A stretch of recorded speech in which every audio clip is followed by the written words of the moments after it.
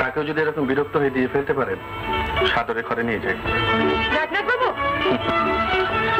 কথার জবাব এড়িয়ে না গেলে কত বিপদ দেখবেন তো। অথচ এর জবাব আপনার জানাই ছিল।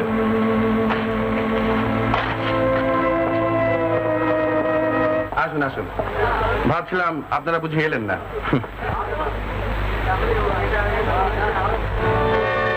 তবু নামের মোহে যে দান, তাতে মূল্য কিছু না থাক, পুণ্য যে আছে এ কথা অস্বীকার করব না।